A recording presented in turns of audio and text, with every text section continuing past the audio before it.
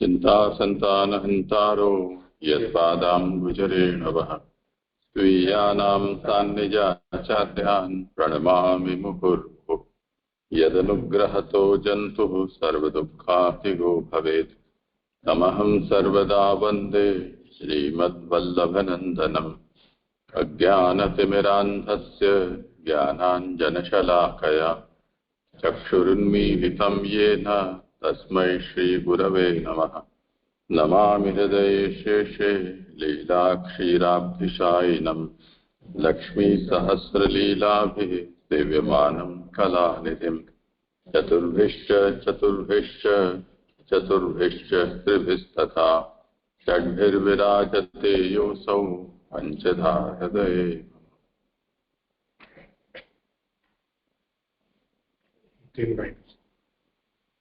अच्छा हाँ, करो आरंभ। हाँ, दंडवत प्रणाम जय। श्लोक नंबर 30, 31 और 32 मुझे करना है। श्रीमद् भागवत भक्ति शास्त्र रूप महापुराण, जिस तरह ब्रह्म की सृष्टि लीला उपनिषद में 4 प्रकार से बताई है, उत्पत्ति, स्थिति, प्रयाण और लय, उसी तरह और दूसरे पुराण में 5 प्रकार से भगवान की लीला बताई। भागवत जो महापुराण है उसमें भगवान की दशधा लीला बताई गई है और भागवत भगवान का साक्षात नामात्मक स्वरूप है। श्रुति भगवान को द्वादशांग बतावे है और भागवत में भी 12 स्कंध है जो प्रभु के एक एक अंग के रूप है और उसमें एक वाक्यता भी है।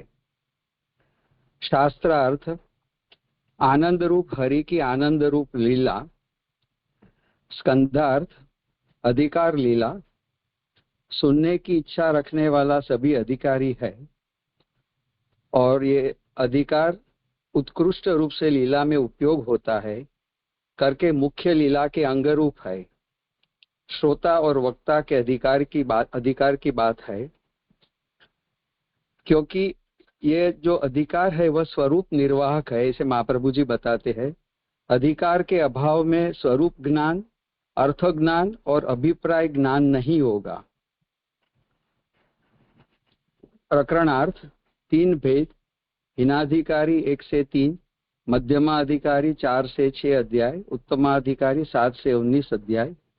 अब जो हम प्रथम अध्याय का अवगाहन कर रहे हैं, जिसे प्रश्नाध्याय भी कहा जाता है, और उसका तीसरा अध्याय यानी अंतिम अध्याय का हम अवगाहन कर रहे हैं।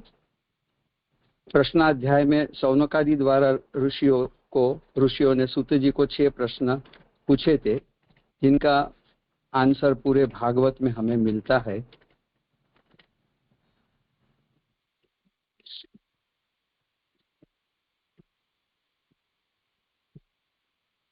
द्वितीय अध्याय में फल साधन रूप और कर्मों का निरूपण किया था और साथ में दूसरे अध्याय में फल साधन के निर्णय में सृष्टि लीला, प्रवेश लीला, नानात्व, भोग लीला और रक्षा, इन 5 लीलाओं का वर्णन आया। अब तीसरे अध्याय में अवतारों का और उसके प्रयोजन का तथा धर्मी श्री कृष्ण का निर्णय 5वें प्रश्न के रूप के उत्तर में आता है।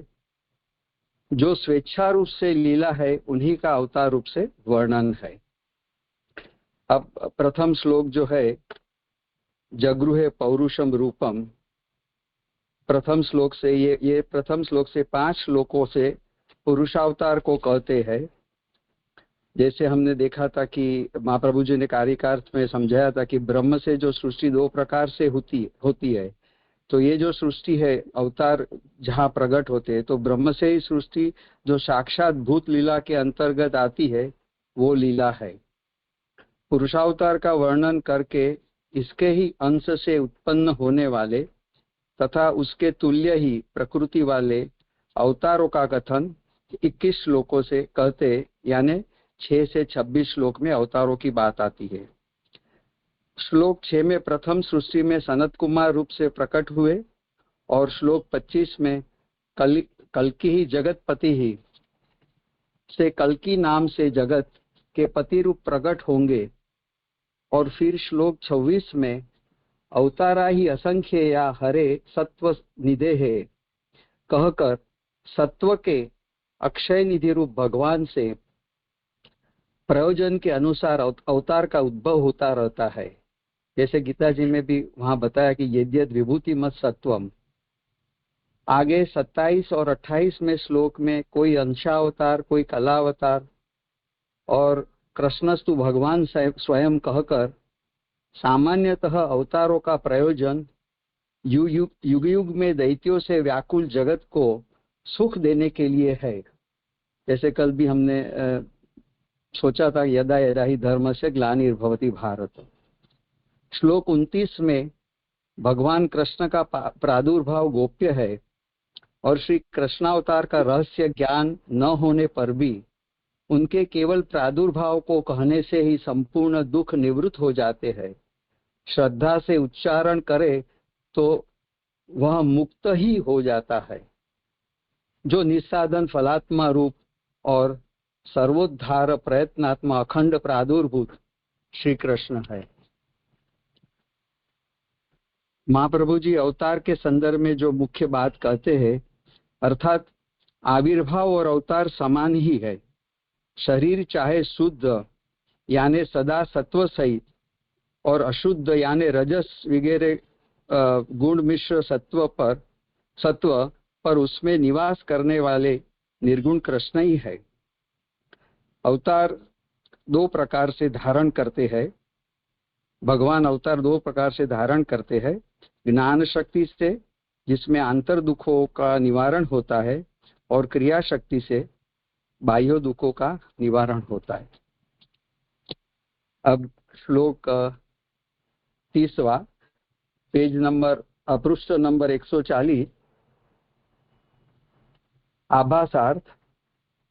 इस प्रकार पुरुषावतार को अपने अंशावतार एवं परिकर सहित निरूपण करके एतद रूपम आदि 5 श्लोकों से उसका विचार करते हैं।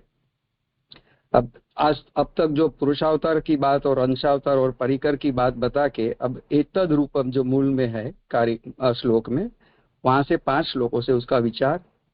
एतद रूपम भगवतो ही अरूपस्य चिदात्मनः माया गुणैः विरचितम महदादिभिः आत्मनि। श्लोकार चैतन्य स्वरूप रूप रहित भगवान के माया चैतन्य स्वरूप चिदात्मनः रूप रहित अरूपस्य भगवान के भगवतः माया गुण अन्य जो महतत्वादि है माया गुण ही महदादि भी उन्होंने अपने शरीर में आत्मनि इस ब्रह्मांड रूप देह को बनाया है विरचितम।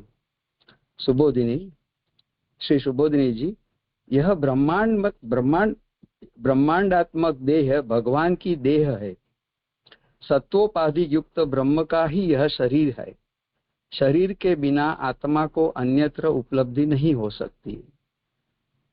तो ये जो ब्रह्मांडात्मक देह जो भगवान का देह बताया और वो सत्वोपाधि युक्त है जो भगवान ब्रह्म का शरीर है, और शरीर के बिना आत्मा अन्यत्र नहीं उपलब्ध हो सकती है, क्योंकि आत्मा को जो अधिष्ठान चाहिए लोकस वो शरीर होना चाहिए।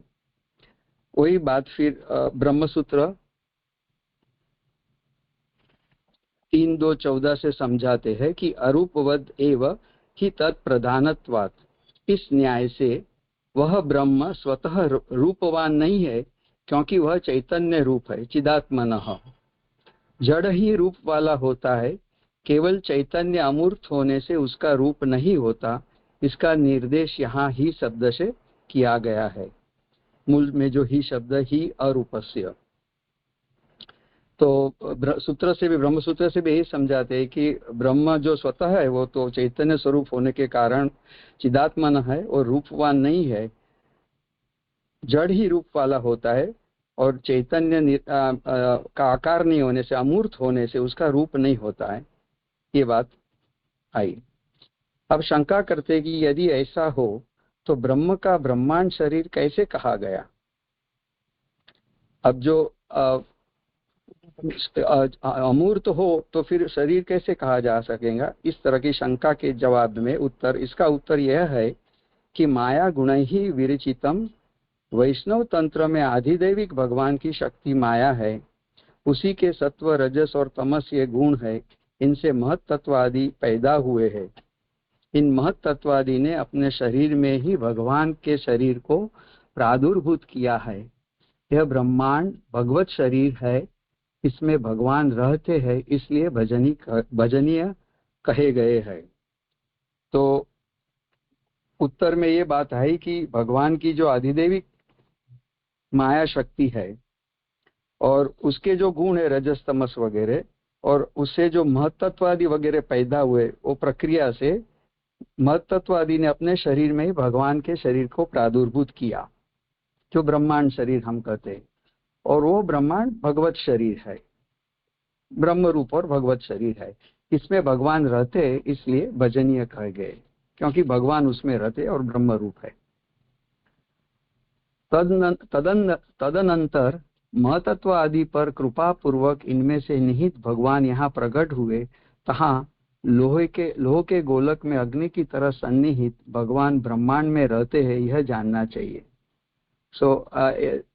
यहाँ ये बात आ रही कि जो एक बार ब्रह्मांड शरीर प्रकट हुआ तो भगवान उसमें प्रकट हुए, और जैसे अयोगोलक न्याय से हम समझते हैं कि जो तप्त लोहा का गोला है उसमें अग्नि समझ में आता है, तो उसी तरह अग्नि की तरह भगवान भी ब्रह्मांड रूप शरीर में सन्निहित है, यह समझना चाहिए। रूपम का अर्थ यहाँ शरीर है, एतद रूपम जो मूल में है, रूपम का अर्थ यहाँ शरीर है। इससे आधिदैविकवाद ग्रहण किया गया है, जिसे विशिष्टाद्वैत भी कहते हैं। तो विशिष्टाद्वैत जो रामानुज जी का मत है, तो जो शरीर शारीरिक भाव समझ मानते हैं, वो यहाँ कह रहे हैं कि रूपम का जो अर्थ शरीर है, और फिर अरूपवद देव ही तत्प्रधानत्वात्, ये ब्रह्मसूत्र से समझा रहे। अर्थ यह है कि यह विश्व सब व्यवहारों का विषय होने से रूपवान है। जो जागतिक विश्व हम दिखता है, वो सब व्यवहारों का विषय बन रहा है, इसके लिए वो रूपवान है। तथा ब्रह्म का अंश एवं कार्य है, ब्रह्म कारण एवं अंशी है, इसलिए इस विश्व से उस ब्रह्म का विलक्षण होना युक्ति युक्त है। तो जो दिखाई देता विश्व है, जो सभी व्यवहारों का विषय बनता है, वो मूल में ब्रह्म का अंश और कार्य भी है, यानी अंशांशी भाव से और कार्य कारण भाव से भी। और विश्व जो है वो ब्रह्म विश्व से विलक्षण है और युक्ति युक्त है, क्योंकि ब्रह्म अंशी है, ब्रह्म कारण है, और जो दिखाई देती जगत है, विश्व है, वो अंश रूप है, कार्य रूप है। तो इस तरह विलक्षणता दिखाई देती है। शंका करते हैं कि ब्रह्म कारण, क्षमा करना, ये रूपम का अर्थ यहाँ शरीर है, वहां से जो पूरा है श्लोक की समाप्ति पर्यंत, ये सुबोधिनी नहीं है, ये पुरुषोत्तम जी के प्रकाश का भावानुवाद है। केवल स्पष्टता के लिए कह रहा हूं, क्योंकि अक्सर ये विषय चर्चा में आता रहता है कि सुबोधिनी में ये कहा, सुबोधिनी में वो कहा। तो अनुवादक ने उसको अलग नहीं किया है, प्रकाश को सुबोधिनी के अनुवाद के रूप में ही ले लिया है। तो इसको जरा आप लिख लेना। हाँ जी जी जी, ये आपने पहले भी बताया था कि अनुवादक ने यहाँ पूरा कॉम्प्रिहेंसिव करके टेक्स्ट लिखी है, सही बात है। शंका करते हैं कि ब्रह्म कारण है, इसलिए विश्व से वह विलक्षण नहीं हो सकता, फिर आप उसे विलक्षण कैसे कहते हैं? तो ब्रह्म की विलक्षणता मान्य नहीं है, और विलक्षणता किस तरह आ रही है वो शंका है। इसके उत्तर में कहते हैं कि तत्प्रधानत्वात्, जो मूल में है ब्रह्मसूत्र में है, अरूपवद देव ही तत्प्रधानत्वात्, तहाँ ब्रह्म का प्रकरण है, इसके लिए वह प्रधान है। और उस ब्रह्म में वहां प्रशासनादि धर्म बताए गए हैं, जो जड़ जीव के धर्म नहीं हो सकते। ब्रह्म वहां प्रधान है, सूत्र में जैसे बताया ब्रह्म का प्रकरण है, और जो भी नियमन प्रशासन वगैरह है वो ब्रह्म के धर्म है, और ये जीव के धर्म नहीं हो सकते या जड़ के धर्म नहीं हो सकते। उसकी वजह से वह विलक्षण है, ब्रह्म विलक्षण है। इस श्लोक में शरीर का प्रकरण है, इसलिए रूप पद से यहाँ शरीर लिया गया है, एतद रूपम। तो अब जो आगे की बात के पीछे ये श्लोक में जो प्रकरण आ रहा है शरीर का प्रकरण, क्योंकि ब्रह्मांड शरीर की बात हुई, यह सब सूत जी के अधिकारानुसार एक देशी मत कहा गया है। तो जब सूत जी सौनक जी को कह रहे थे और उन्होंने जो शरीर की, ब्रह्मांड शरीर की बात में जिस तरह समझाया, क्योंकि सूत जी प्रथमाधिकार है और अधिकार अनुसार एक देशी मत यहाँ समझना है। वस्तुतः ब्रह्म ही सब कुछ है। सूत जी यहाँ यह कह रहे हैं कि ब्रह्म में स्वतः रूप नहीं है क्योंकि वह चैतन्य है। तो वस्तुतः ब्रह्म ही सब कुछ है और ब्रह्म स्वतः रूप, ब्रह्म में स्वतः रूप नहीं है, अरूपस्य है क्योंकि वह चैतन्य शुद्ध चितात्मन है। तो यहाँ एक देशी का अर्थ मैं ऐसा समझता हूँ कि जो कोई एक मत में या एक दो पॉइंट पे, बिंदु पे यदि हम एग्रीएबल न हो, यानी मत उससे सम्मत न हो, तो उसे एक देशी मत कहा जाता है, ऐसा समझना जैसे। हाँ, ऐसा है कि जैसे वादी प्रतिवादी होता है वो तो परस्पर विरोधी होते हैं, तो पूर्व पक्षी और सिद्धांती, यहाँ ऐसे शब्दों का प्रयोग किया जाता है। अब सिद्धांती में भी यदि बहुत ज्यादा मतभेद न हो, थोड़ा बहुत हो, तो वो फिर एक देशी कहा जाता है। जी जी जी।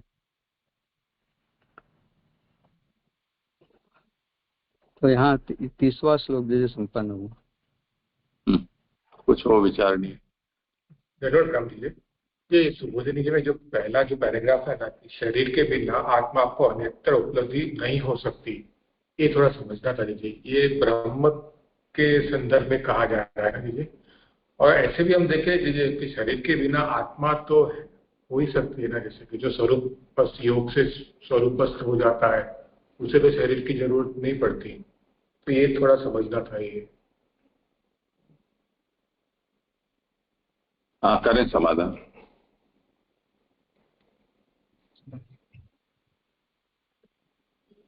अब जो यहाँ शरीर का प्रकरण है और अधिष्ठान या कुछ आधार लोकस तो चाहिए, तो उस संदर्भ में शरीर के बिना आत्मा की अन्यथा उपलब्धि नहीं समझ में आएगी ना। चाहे ब्रह्मांड शरीर, जैसे ब्रह्म का जो अक्षरधाम है, जो उनका धाम है और वो धाम ही है, तो लोकस चाहिए। इस तरह मैं ऐसा समझता हूँ कि यहाँ जो प्रकरण चल रहा है, जो एतद रूपम से शरीर प्रकरण की बात कर रहे हैं, तो शरीर का संदर्भ किस तरह आ रहा है वो समझना जरूरी है। और आत्मा तो जुड़ा हुआ है, तो शरीर के बिना आत्मा की उपलब्धि नहीं हो सकती, ऐसा लगता है।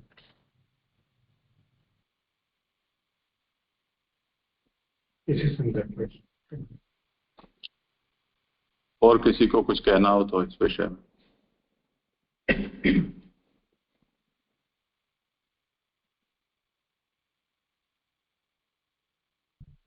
जैसे मुझे पूछना है, तो उनका हो गया हो तो मैं पूछूं? ना जी, समाधान थे। हाँ, इसमें ये जो बात आ रही है ना, वो जैसे आत्मा या ब्रह्म या आत्मा अव्यक्त है, उसको व्यक्त करने के लिए शरीर की आवश्यकता पड़ती है। मैं ऐसा समझ पा रही हूँ, इसलिए यहाँ शरीर की बात आ रही है कि भाई जो बात आ रही है, ब्रह्म चैतन्य है, तो चैतन्य है, उसको माने कैसे? तो वह स्वरूप से जब प्रकट होगा तब व्यवहार करता दिखाई देगा। मैं ऐसा समझ पा रही हूँ।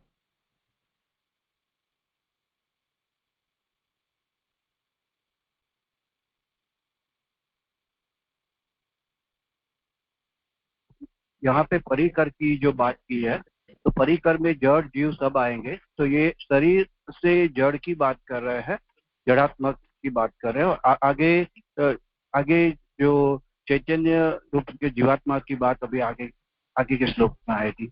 इसलिए यहाँ पे परिकर में, भगवान के परिकर में जड़ जीव सब आ जावे, तो जड़ की बात यहाँ से शरीर रूप से बात की है। यहाँ पे मुझे भी ऐसा लगा है उपलब्धि यानी कि जो हमको दिख पाए या हम ग्रहण कर पाए, तो उस सेंस में अगर देखें तो आत्मा अगर शरीर जो है उसी से ही वो ग्रहण कर पाते हैं हम उसको, या तो वो प्रकट रूप से वो दिख सकते, या तो उसका कोई आधार बन सकता है। अगर वो नहीं है तो शरीर नहीं है तो वो रहेगी सही, लेकिन उसको वो प्रकट या तो ग्रहण नहीं कर पाएंगे, तो वो सेंस में आ रहा है, ऐसा लग रहा है मुझे।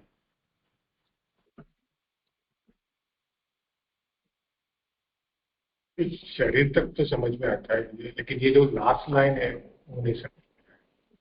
शरीर के बिना जय मैं इनको बोलना चाहती हूँ उनके प्रश्न का। कल्पेश भाई, जब हम लोग ने शिविर में डिस्कस किया था तो हम लोग ने ऐसा सोचा था कि ये जो लाइन है कि शरीर के बिना आत्मा को अन्यत्र उपलब्धि नहीं हो सकती है, वो हमको समझने के लिए ये स्टेटमेंट है कि अगर आत्मा को कहीं रहना है तो उसको शरीर चाहिए ही, उसके बगैर तो आत्मा रह नहीं सकती है। इस तरह से अगर बैकवर्ड्स आप जाएंगे तो ये ब्रह्मात्मक देह जो है वो भगवान का देह है, और वो चिदात्मक जो सब बोल रहे हैं ना, वो ही मैं बोलना चाहती हूँ। लेकिन मैं आपको वो याद दिला रही हूँ कि जैसे हम लोग ने वो डिस्कस किया था कि ये लाइन हमको समझाने के लिए आई है, अगर आपको इससे कुछ याद आए तो।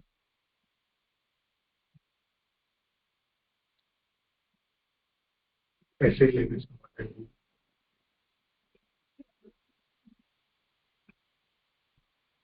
मैं एक छोटा सा निवेदन करना चाहूंगा। इस अवगाहन में जो पूर्व में पूर्णकरण या माने संन्यास निर्णय या सर्व निर्णय आदि क्लासें अटेंड कर चुके हैं, वो तो समझ जाती हैं, लेकिन हम जो प्रथम बार जुड़े हैं थोड़ा उनका भी ध्यान रखते हुए उसको क्लियर करने की कृपा करें।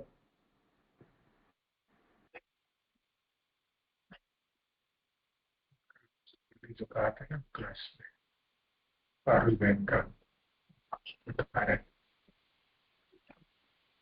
करें आप। मेरा प्रश्न है अभी, ये मेरा पहले का प्रश्न। ओके, नहीं परमानंद जी कुछ कह रहे हैं, वो विषय वक्त सुलझा लो ना। नहीं, ये जो समझ में नहीं आया प्रश्न एग्जैक्टली। हाँ बताइए परमानंद जी, आप क्या कह रहे हैं? हाँ, जब मैं ये निवेदन कर रहा था, ये जो पार्टिसिपेटर यहाँ सम्मिलित हैं पूर्व में क्लासें अटेंड कर चुके हैं, हम पहली बार जुड़ रहे हैं, इसलिए जैसे अभी ये बहन कह रही थी कि जैसे ने इसको पूर्व में इस तरह से बताया था, आपको उसको स्मरण करना चाहिए। तो ठीक है, क्योंकि जो पूर्व में कर चुके हैं वो तो स्मरण कर लेंगे, लेकिन हम जो पहली बार जुड़ रहे हैं उनको क्या लाभ है। मेरा निवेदन था कि आप जो भी व्याख्या करें कम से कम उसका लाभ हमको मिलना चाहिए।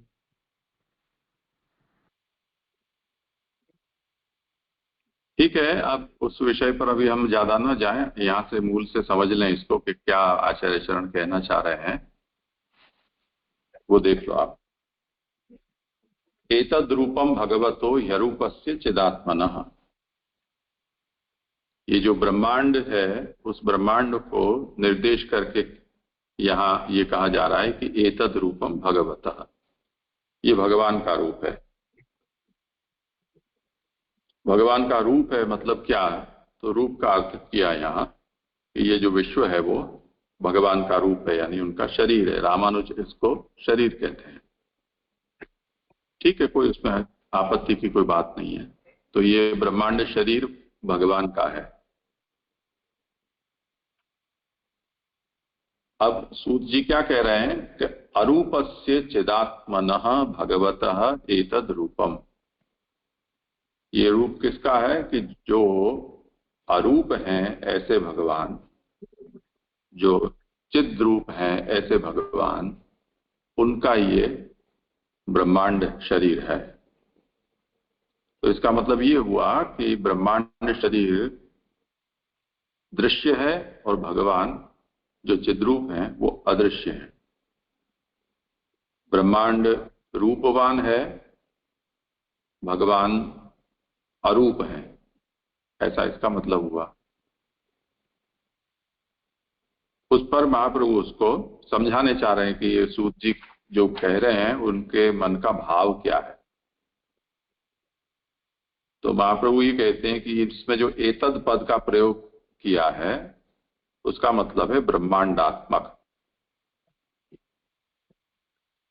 भगवतो रूपम। ये ब्रह्मांडात्मक भगवान का रूप है। पूर्ण ब्रह्मण एव सत्वोपहितस्य रूपम। ये पूर्ण ब्रह्म का ही रूप है और वो ब्रह्म जो है वो सत्वोपाधि युक्त होते हैं। तो सत्वोपाधि युक्त जो पूर्ण ब्रह्म है उनका ये ब्रह्मांडात्मक रूप है, यानी शरीर है। अब हम ये भी कह सकते हैं कि ये ब्रह्मांड भगवान ही है। पर सूत जी ने ऐसा न कहकर ये कहा कि ये ब्रह्मांड है, ये ब्रह्म का शरीर है, जो ब्रह्म चिद्रूप होने से अव्यक्त हैं,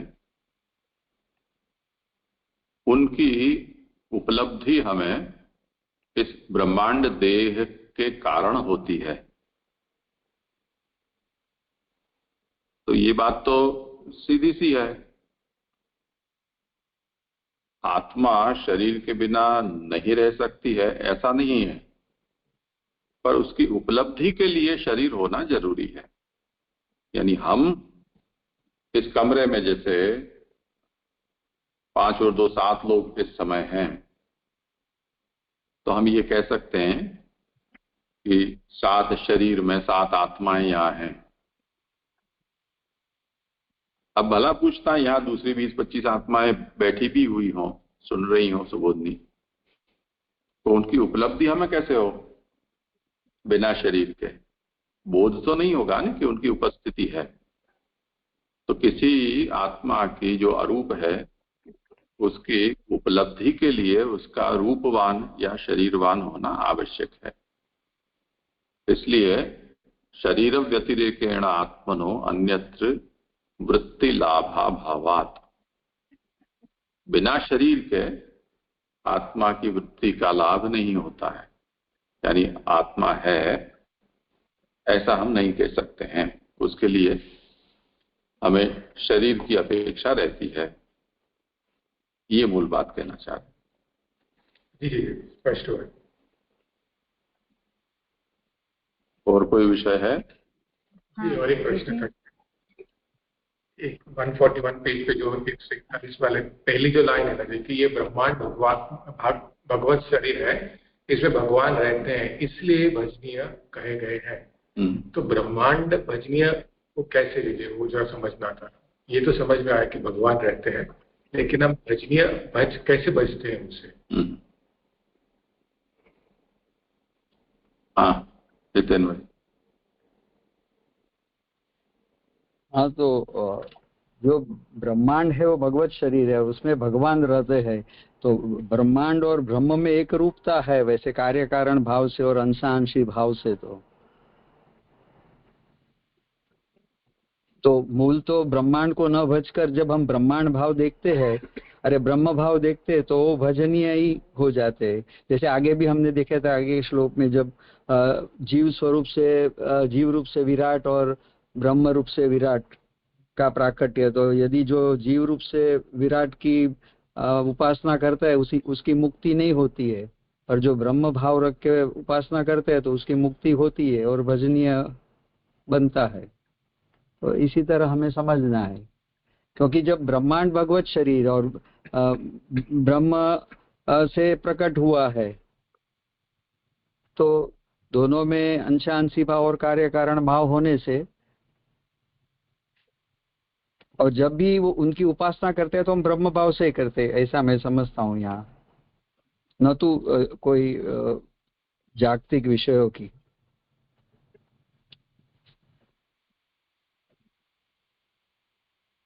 इसी अध्याय के 4 श्लोक में इस विषय का निरूपण किया गया है। देख लो उसको। पश्यन् तदो रूपम अदभ्र चक्षुषा सहस्रपादोर्भुजाननाद्भुतम सहस्रमूर्ध श्रवणाक्षिनासिकम सहस्र मौल्यम वरकुंडलोल्लसत्। जो अपरिमित पैर, जंघाएं, भुजाएं व मुखों से अद्भुत है और जिसके अनंतों मस्तकों में अनंतों का नाक और नासिकाएं हैं और जो अनंतों मुकुट वस्त्र और कुंडलों से अत्यंत शोभा युक्त है, ऐसे इस ब्रह्मांड रूप को योगी गण विशाल ज्ञान दृष्टि से देखते हैं, प्रत्यक्ष करते हैं। तो योगियों के द्वारा ये उपास्य बनेगा। भगवान ने ये रूप क्यों धारण किया है, जैसे आगे इस बात को महाप्रभु स्पष्ट करके आए हैं कि भगवान ने विभिन्न अवतार क्यों धारण किए हैं, क्योंकि अगर ऐसे अवतार न धारण करें तो वो उपास्य नहीं बन पाएंगे। तो जब जिस रूप में भगवान अवतरित हो जाते हैं तो उस रूप में जिनकी रुचि है, आसक्ति है, उनके लिए वो उपास्य बन जाएंगे। तो भगवान के इस ब्रह्मांड रूप की उपासना में रुचि रखने वाले जो योगीजन हैं, वो भी भगवान के इस ब्रह्मांड रूप को, उसकी उपासना करेंगे।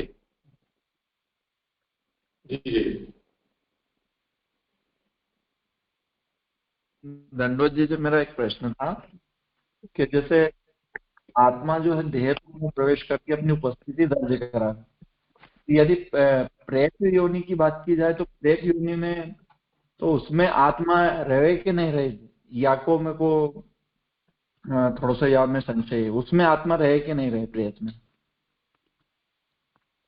हाँ, होती है ना, आत्मा तो होती है जी।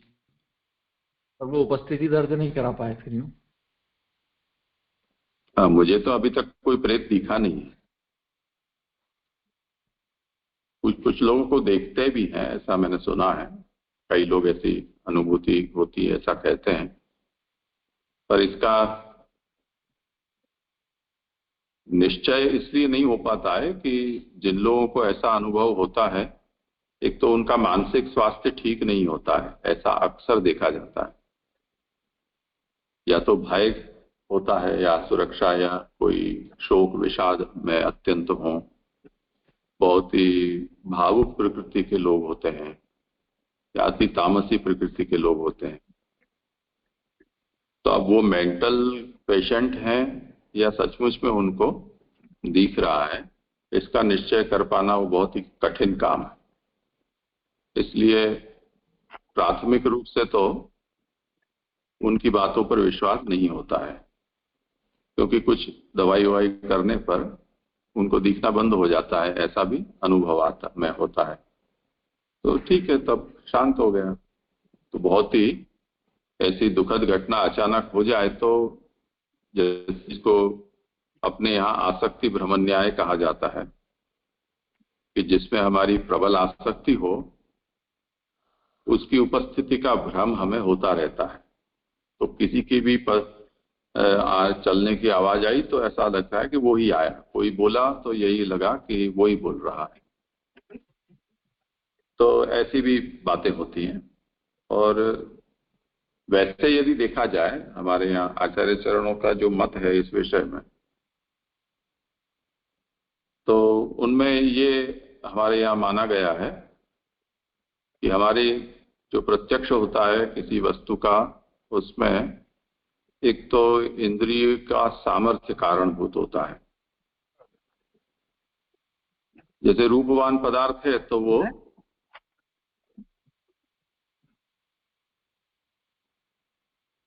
राजेश भाई शांत रहे भी।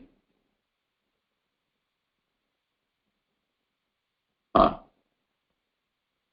तो जो भी रूपवान पदार्थ है तो वो चक्षुर इंद्रिय का विषय बन जाता है। अगर आपकी चक्षुर इंद्रिय रूप ग्रहण करने में सक्षम है बीच में कोई अवरोध नहीं है, पर्याप्त प्रकाश है, वस्तु है वो भी ग्रहण करने योग्य आकार की है, इतनी अंतर भी उसका उतना है पर्याप्त, इन सब स्थिति में वो ग्रहण करने योग्य हो जाएगा, क्योंकि आपके इंद्रियों में वो सामर्थ्य है। ये सभी ज्ञान इंद्रियों के विषय में उनके विषयों को समझ लेना चाहिए।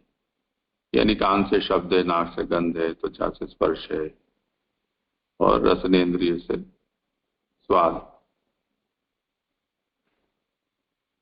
अब इंद्रिय का सामर्थ्य नहीं है और पदार्थ या जो विषय है इंद्रिय का वो उपलब्ध है, तब भी ग्रहण नहीं होगा। जैसे अंधे को प्रकाश में भी दिखाई नहीं देता है, तो इंद्रिय का सामर्थ्य नहीं तो कहां से दिखाई देगा। पर जो वस्तु रूपवान ही नहीं है, वस्तु है पर रूपवान नहीं है, जैसे आकाश, आकाश निरूप है। आप और मेरे बीच में जो अंतर है वो आकाश है। आकाश का मतलब वो ऊपर आसमान वाला आकाश, ऐसा तात्पर्य नहीं है, स्पेस अंग्रेजी में कहें तो स्पेस रूपवान नहीं होने से स्पेस को हम नहीं देख पाते हैं। पर दो पदार्थ के बीच में की जो खाली जगह है, वो दो पदार्थों से हमें उसके बीच की जगह का अनुमान होता है। तो वो जो प्रत्यक्ष है वो अलग तरह का प्रत्यक्ष है, उसका खुद का नहीं होता है प्रत्यक्ष। इसी तरह जो रूपवान पदार्थ नहीं है उनका प्रत्यक्ष महाप्रभु का मत ये है कि वस्तु सामर्थ्य से होता है। होता ही है ऐसा नियम नहीं है, क्योंकि ऐसा होने पर तो सबको होने लगेगा, पर ऐसा सबको नहीं होता है। पर वस्तु सामर्थ्य से भी होता है। तो जो भूत प्रेत पिशाच चुड़ैल और ऐसे जो भी कुछ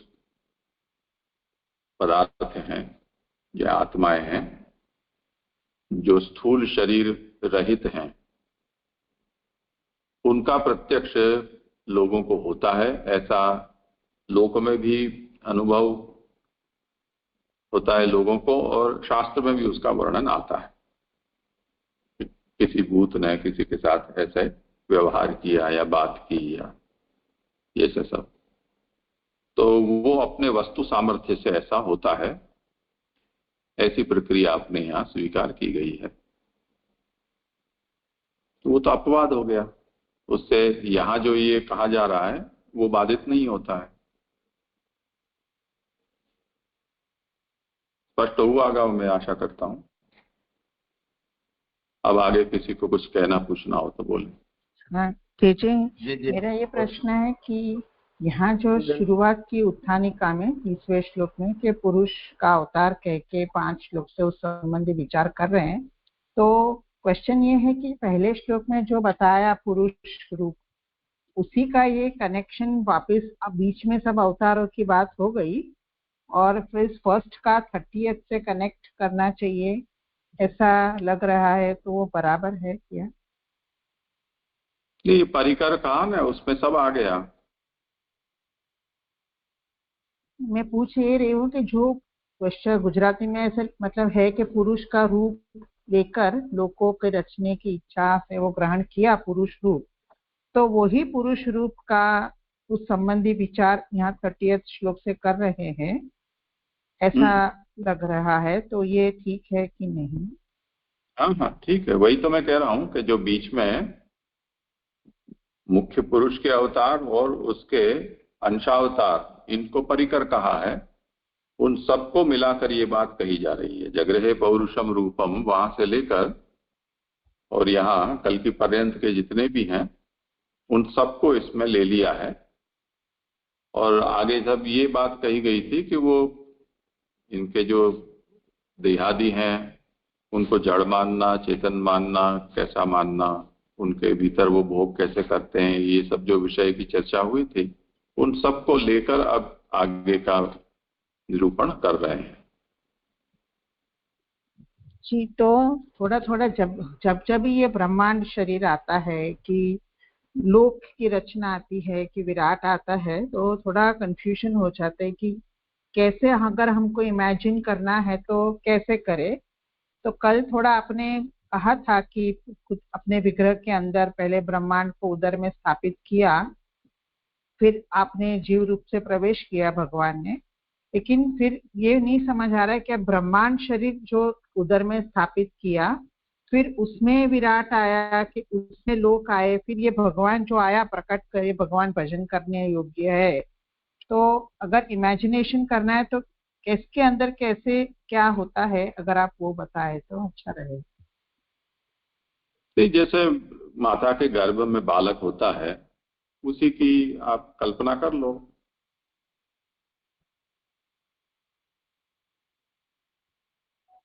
तो गर्भ को क्या समझना चाहिए, ब्रह्मांड, ऐसा? भगवान के उदर में, अब जैसे गर्भ में एक बालक होते हैं, कई बार एक से ज्यादा भी होते हैं, 9 बालक होते हैं, ऐसा भी उदाहरण मिलते हैं। तो हम ऐसा मान सकते हैं, अब जितने भी होंगे उनकी सब कोख तो एक होगा, गर्भाशय उसका, पर उसमें उन सब का नाल से संबंध मुझे टेक्निकली पता नहीं है कि वो एक ही नाल है, वो 9 को एक साथ अटैच करती होंगी या सबके लिए कोई अलग व्यवस्था रहती होगी, और सबका जो गर्भ में जो झिल्ली होती है और वो भी सबकी अलग होती होंगी या एक ही होती होंगी। ज्यादा करके तो एक ही होती रहेंगी, ऐसा मुझे लग रहा है इस समय। और उसमें से एक में से 9 शाखाएं निकल के और 9 ही बालकों को पोषण देने के लिए उनकी नाभि में जुड़ जाती होंगी, ऐसी कल्पना करते हैं। तो हम इसी को उदाहरण बांधकर चलें तो भगवान के उदर में अनंत ब्रह्मांड है, उस तरह से वो हर एक ब्रह्मांड है, उसमें तीनों ही लोकों का, जैसे चरण है वो भगवान का, चरण का मूल है वो पाताल है, मस्तक है ब्रह्मलोक है, इस तरह से वो सभी लोगों की उसी में कल्पना करनी है।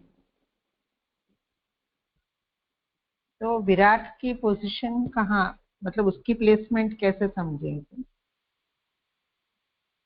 तो ये विराट ही हुआ ना, नहीं तो फिर ब्रह्मांड इज इक्वल टू विराट बोलना है, ऐसा है? नहीं समझ रही मुझे। अगर आप ब्रह्मा इज उसको इक्वल टू विराट है? नहीं, ब्रह्म नहीं, भगवान तो अलग ही है, वो भगवान का प्रथम अवतार विराट है। अब वो जो ब्रह्मांड है वो, जैसे कि आरंभ में ये कहा गया कि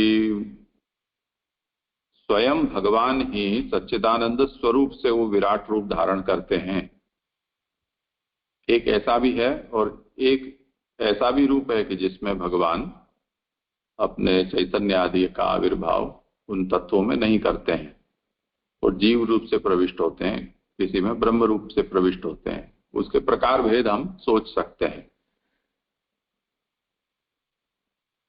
तो जो विराट अभिमानी है, जिसमें उस ब्रह्मांड के नायक के रूप में, अधिष्ठाता के रूप में जिसने प्रवेश किया है, उसकी भी विराट संज्ञा होती है।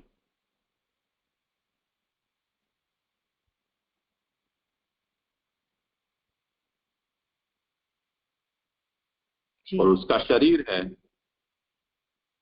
तो जो अंतस्थित है वो अधिदेव हुआ, अधिदेव विराट अधिदेव हुआ, अधिदेविक विराट। ब्रह्मांड है वो आदि भौतिक विराट हुआ, शरीर रूप जो है वो।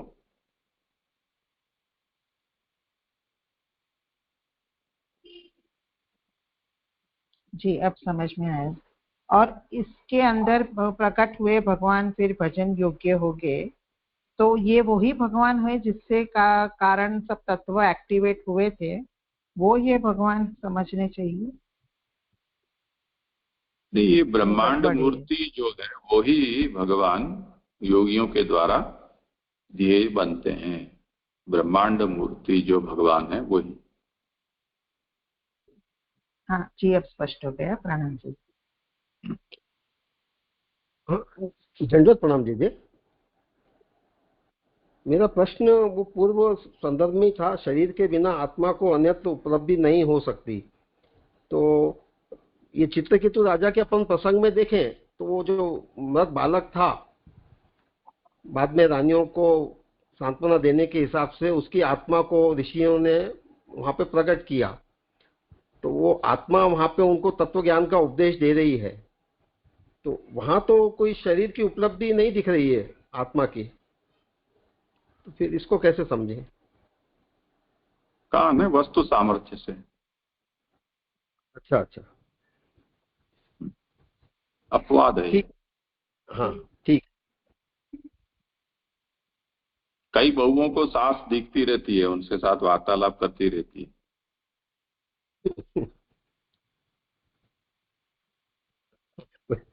सही है जी। वो वस्तु सामर्थ्य है। हाँ, मुझे यहाँ दीदी एक प्रश्न था। जो सेकंड पैराग्राफ है ना, इसमें इस न्याय से वह ब्रह्म स्वतः रूपवान नहीं है, क्योंकि वह चैतन्य रूप है, चिदात्मनः, जड़ ही रूप वाला होता है। तो यहाँ जैसे पुरुषोत्तम जी ने प्रकाश में समझाया, तो ये मतलब ये उनका मत एक देशी के हिसाब से देखना, क्योंकि हम तो ब्रह्म को सच्चित आनंद के रूप से देखते हैं। तो यहाँ जड़ और चैतन्य ऐसा अलग किया, तो मतलब महाप्रभु जी उनका मत को समझा रहे हैं या महाप्रभु जी का इसमें कुछ मत है? मुझे थोड़ा समझ नहीं आया। चैतन्य और जड़ को ब्रह्म से अलग किया तो आगे विषय का खुलासा हो जाएगा ये विषय। जी जय जी। करें आगे। जी जी। श्लोक 31वां, पृष्ठ 141। आभासार्थ शंका करते हैं कि विराट देह जड़ रूप है, इसमें ब्रह्म की प्रतीति कैसे हो सकती है? यदि जड़ रूप इस शरीर में ब्रह्म का लोहा गोलक में अग्नि की भांति प्रवेश मानते हो, तो चेतनता की प्रतीति होनी चाहिए। यह शरीर यानी दृश्य एवं जड़ होने से इसमें भगवान का आवेश नहीं है, तो फिर यह ब्रह्म का शरीर कैसे कहा जा सकता है?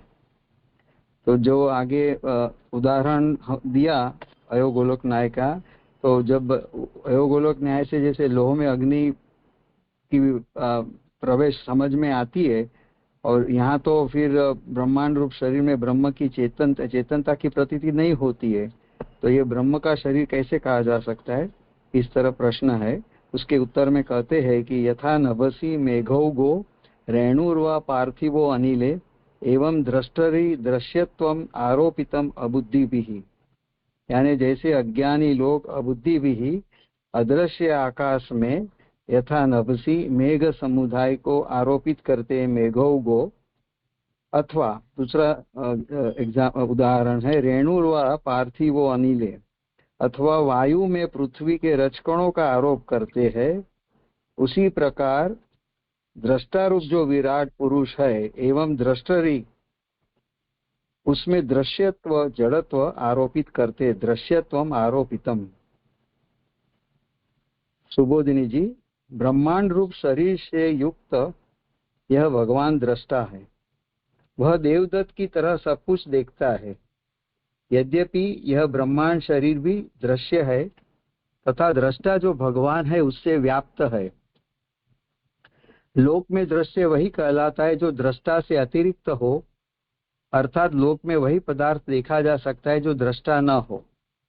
वहां जो महापुरुष है वे इस ब्रह्मांड शरीर में लोह गोलक की अग्नि की तरह भगवान को देखते हैं, और जो मूढ़ पुरुष है वे दृष्टा रूप भगवान में दृश्यत्व का आरोप करते हैं।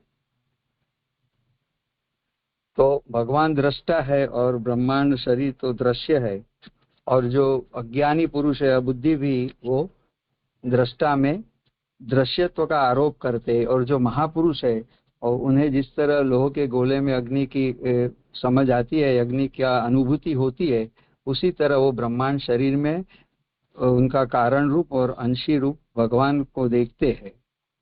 तो ये बात यहाँ कही है। यहाँ शंका करते हैं कि अन्य में अन्य धर्मों का आरोप कैसे हो सकता है। तो फिर से कहते हैं कि यदि दृश्यत्व के धर्म का आरोप हम दृष्टा में कैसे कर सकते हैं, ये शंका के संदर्भ में, अर्थात अदृश्य भगवान में दृश्यत्व का आरोप कैसे संभव है। भगवान अदृश्य है और दृश्यत्व तो दिख रहा है, तो कैसे उनका एक दूसरे के धर्म का आरोप एक दूसरे में हो सकता है। इसका उत्तर दृष्टांत सहित देते हैं। अब उदाहरण से समझाते कि वास्तव में आकाश अदृश्य है। आकाश यानी यहाँ अवकाश समझना है, स्पेस वगैरह जो अदृश्य है, तो फिर आकाश में मेघ दृश्य है, यह प्रतीति कैसे हो सकती है। जिनके मत में आकाश दृश्य माना गया है, तो ये पहली शंका यानी पहला यह प्रश्न होता है कि आकाश अदृश्य है और जो बदल दिखते हैं तो वो दृश्य की प्रतीति कैसे हो सकती है अदृश्य में। और यदि कोई आकाश को दृश्य मानता है तो उनके मत में भी आकाश में मेघ नहीं माने जाते हैं, किंतु वायु में ही मेघ माने जाते हैं।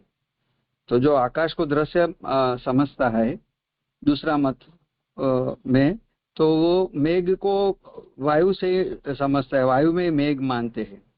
तात्पर्य यह है कि जैसे अदृश्य आकाश में तद आधारत्वेन मेघों का आरोप किया जाता है, उसी तरह ब्रह्म का शरीर जो ब्रह्मांड है उसमें दृश्यत्व जड़त्व आरोपित है। तो यद्यपि मेघ जो है आकाश अदृश्य है पर उसका आधार बनता है और उस तरह उसका मेघों का आरोप किया जाता है अदृश्य आकाश में, उसी तरह जो ब्रह्म का शरीर जो ब्रह्मांड है उसमें दृश्यत्व जड़त्व आरोपित है। ये थोड़ा मुझे उतना समझ में नहीं आया, जे आगे देखते हैं। जैसे मेघ देखने वाले पुरुषों को आकाश के धर्म अवकाश की प्रतीति नहीं होती है, उसी तरह ब्रह्मांड शरीर प्राकृत है। इस प्रकार जो देखने वाले हैं उनको भी इस ब्रह्मांड शरीर में चेतनता की प्रतीति नहीं होती है। तो वही उदाहरण को आगे लेके कि जो मेघ देखते हैं उनको तो आकाश की या अवकाश की प्रतीति नहीं होती है, जो मूल अदृश्य है, उसी तरह ब्रह्म भी अदृश्य है। तो जो और ब्रह्मांड शरीर प्राकृत है, तो इस तरह जो देखते हैं, इस तरह की जिनकी दृष्टि है, उनको ब्रह्मांड शरीर में चेतनता की प्रतीति कैसे होगी या प्रतीति नहीं होती है। ऐसी स्थिति में इनके अज्ञान मात्र से भगवान इस शरीर में आविष्ट नहीं है। तो ये इनकी अज्ञानता की वजह से भगवान ब्रह्मांड शरीर में आविष्ट नहीं है, ऐसा समझ में आता है उसे। यह कैसे कहा जा सकता है, अर्थात आकाश अदृश्य है और उसके धर्म दृश्य मेघ में आरोपित होते हैं, और सिद्धांत में भगवान अदृश्य है, उसमें ब्रह्मांड दिखाई देता है और उसके धर्म का ब्रह्मांड के धर्म का भगवान में आरोप होता है।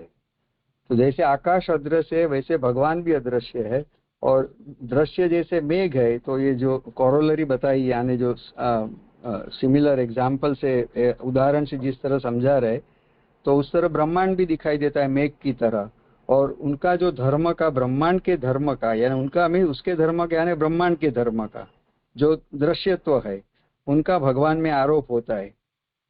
इस प्रकार के निरूपण से दृष्टांत में विषमता दिया। यदि ऐसा कहेंगे तो जो दृष्टांत दिया गया वो उसमें विषमता आएगी, क्योंकि दृष्टांत में अदृश्य का धर्म दृश्य में और दृष्टांत में दृश्य का धर्म अदृश्य में आरोपित है।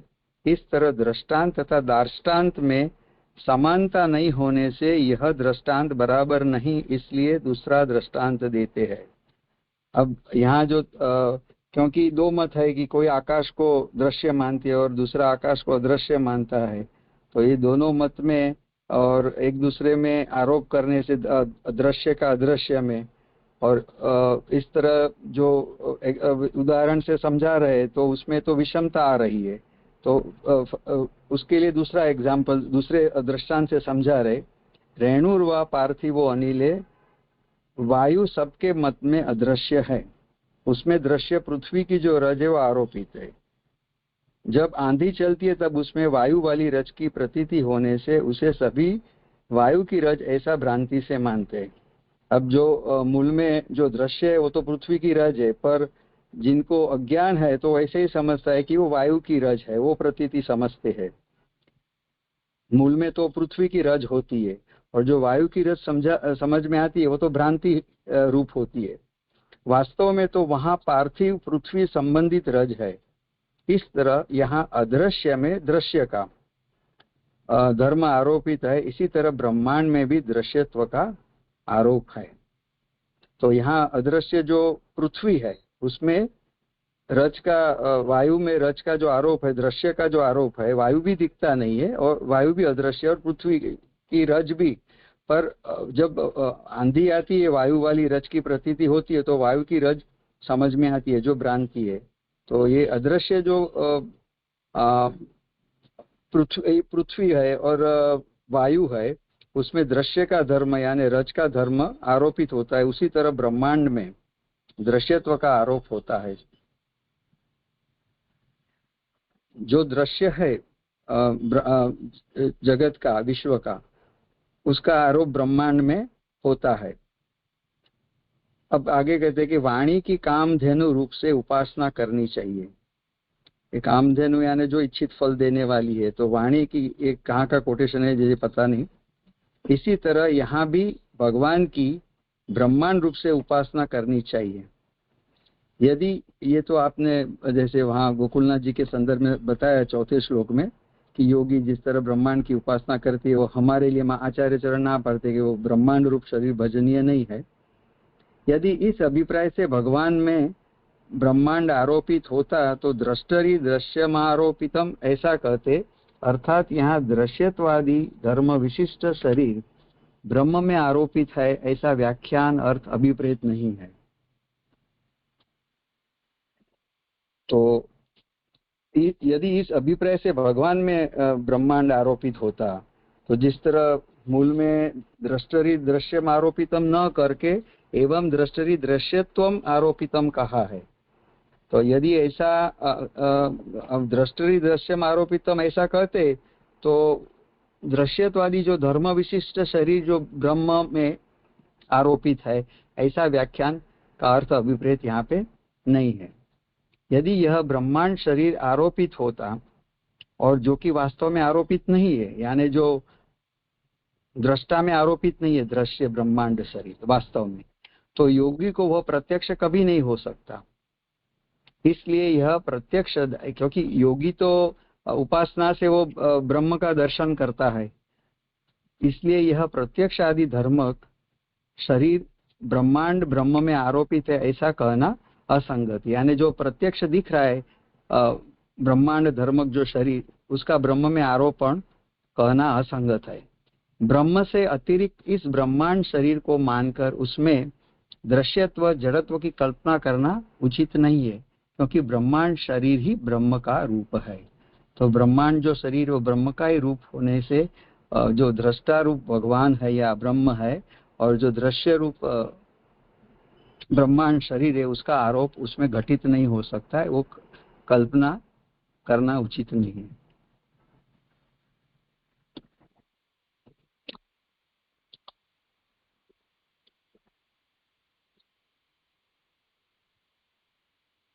कुछ है विचार नहीं इसमें? थोड़ा अटपटा लगा होगा। मूल सुबोधनी मात्र तो इतनी कठिन नहीं है, पर पुरुषोत्तम जी ने बीच में उनके अनुवाद को भी ले लिया है अनुवादक ने, उसके कारण थोड़ी जटिलता हो गई है। पर कुल मिलाकर समझने की बात यह है, इसके उत्थानिका के साथ मूल श्लोक को लेकर और उसका समाधान हम देख लें। तो शंका क्या है कि शरीर हमारे जैसा शरीर है तो शरीर जड़ होता है, आत्मा चेतन होती है। इसी तरह अगर हम इस ब्रह्मांड को भगवान का शरीर माने तो वो शरीर जड़ होगा, तो देह जड़ रूप है, इसमें ब्रह्म की प्रतीति कैसे हो सकती है, ये प्रश्न है। जैसे हमारे शरीर है वो जड़ है, तो उसको चेतन कैसे मान सकते हैं? अब उसमें जड़ रूप इस शरीर में ब्रह्म का लोह गोलक में अग्नि की भांति प्रवेश मानते हो तो चेतनता की प्रतीति होनी चाहिए। अब प्रतीति जैसे हमारे शरीर में होती है, जैसे मच्छर काटता है तो हमें अनुभूति तो होती है ना, जड़ में अनुभूति थोड़ी होती है, पर शरीर में तो हो रही है। ठंडी गर्मी भी लगती है हमको। तो हमारी जो आत्मचेतना है वो शरीर व्यापी है, तो जड़ शरीर में भी व्याप्त हो जाने के कारण चेतनता की प्रतीति होती है, ऐसा हमारा अनुभव है। उसी तरह से ब्रह्मांड में भी सोचा जा सकता है। ये एक उत्तर है। अब ये शरीर दृश्य एवं जड़ होने से इसमें भगवान का आवेश नहीं है, तो फिर ये ब्रह्म का शरीर कैसे कहा जा सकता है? प्रश्न ये हुआ कि जो ब्रह्मांड शरीर है वो तो दृश्य है, यानी हमारी चक्षुर इंद्रिय से उसका ग्रहण होता है, और जो ग्रहण होता है वो भी जड़त्वेन होता है। इसमें यदि भगवान का आवेश न हो तो उसको ब्रह्म का शरीर कैसे कहा जा सकता है? हमें अपने शरीर में आत्मचेतना की अनुभूति होती है संवेदनाओं के कारण, उसके कारण हमने मान लिया कि हमारे शरीर में तो वो चेतना संक्रांत है अयोगोलक न्याय से। पर यही न्याय इस ब्रह्मांड के ऊपर भी लागू किया जा सकता है क्या? ये प्रश्न है। तो उस पर यहां ये समाधान दिया कि जो अज्ञानी लोग हैं वो अदृश्य आकाश में मेघ समुदाय को आरोपित करते हैं अथवा वायु में पृथ्वी के रजकणों का आरोप करते हैं। यानी रेत का बवंडर चल रहा हो तो वो ये बवंडर क्या है? बवंडर तो वायु का चक्रकार गति से घूमना होता है। रेत तो उसकी लपेट में आ गई है और उसके साथ साथ घूम रही है, तो बवंडर रेत का थोड़ी है, वो तो वायु का होता है। इसी तरह आसमान में हमको बदल दिखते हैं, हम बोलते हैं आसमान में बदल है। आसमान कोई ऐसी वस्तु थोड़ी है कि जैसे कि जमीन पे या टेबल कुर्सी हो जिसके ऊपर कोई चीज रखी हुई हो, या छत में जैसे हम छीके में लटका देते हैं किसी को, ऐसे ऊपर कुछ बांधने की जगह हो जिसमें बदल लटका दिए हो, ऐसा आसमान थोड़ी है।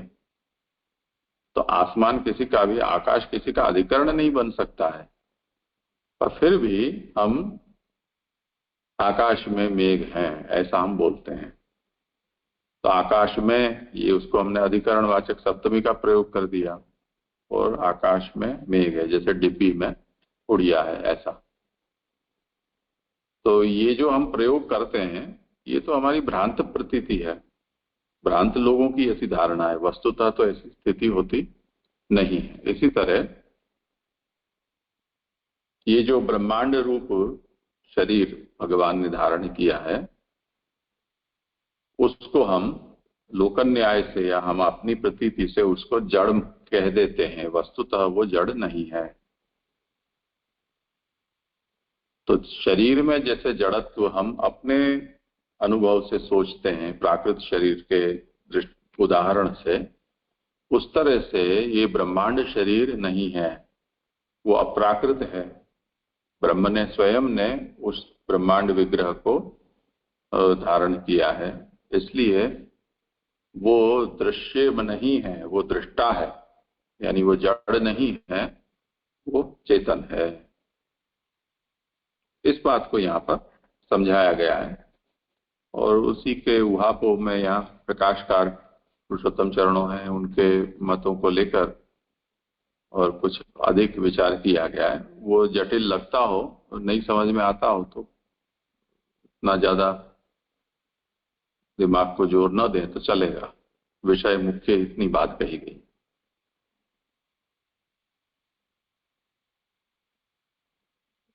यानी जे आपने जैसे समझा है ऐसे ये जो इस ब्रह्मांड शरीर को मानकर उसमें दृश्यत्व जो फाइनल उपसंहार में बात आई, दृश्यत्व जड़त्व की कल्पना करना उचित नहीं है। तो ये पूरे ब्रह्मांड शरीर को भी हमें जैसे आपने कहा कि वो अप्राकृत ऐसा ही संबंध है, क्योंकि ब्रह्म का अंश और कार्य रूप है। और उसमें प्रमाण योगियों का अनुभव दिया है ना। यदि ऐसा होता तो हमने अभी जो चौथे श्लोक में जो योगियों का विषय देखा, हाँ जी जी, वो ऐसा, उनको ऐसा अनुभव नहीं होता यदि ये भी ऐसा ही होता। तो जो अपरिमित पैर, जंगाएं, भुजाएं एवं मुखों से अद्भुत है, जिसके अनंतों मस्तकों में अनंतों कान, आंख और नासिकाएं, जो अनंत मुकुट वस्त्रों और कुंडलों से अत्यंत शोभा युक्त है, ऐसे इस ब्रह्मांड रूप को योगी गण विशाल ज्ञान दृष्टि से प्रत्यक्ष करते हैं। ये चौथे श्लोक में इसके प्रत्यक्ष का साक्षात भगवत रूप है और सच्चिदानंद विग्रह है, ऐसा योगियों को प्रत्यक्ष होता है। तो उसे हम जड़ दृश्य मात्र कैसे मान सकते हैं?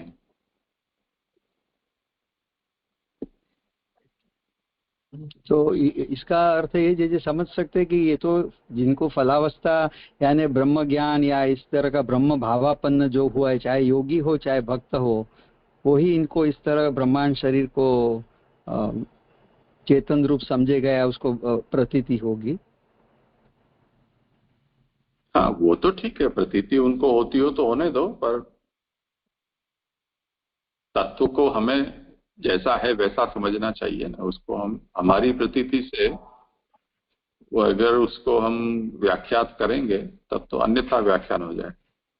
हाँ, स्वरूपतः हमें ऐसा समझना हो, चेतन रूप है, अप्राकृत है। जी जी जी जी, इसे और सरलता से या दूसरी तरह समझने के लिए आपने एक बार सरने में कर रहे थे तब समझाया था कि ये जगत तो ब्रह्मात्मक ही है, लेकिन इसमें माया का आवरण होने के कारण हमें उसकी वास्तविक जो स्वरूप है वो दिखलाई नहीं देती। जो ज्ञानी है उन्हीं को माया का आवरण से मुक्त है और उनको जो ब्रह्मात्मक जैसे स्वरूप है वैसे ही दिखाई देते हैं। तो ऐसा भी आया था जजवा, तो ऐसे भी समझ सके ना जी इसको? हाँ, समझ सकते हैं जी। ठीक है, करें आगे। जी जी जी।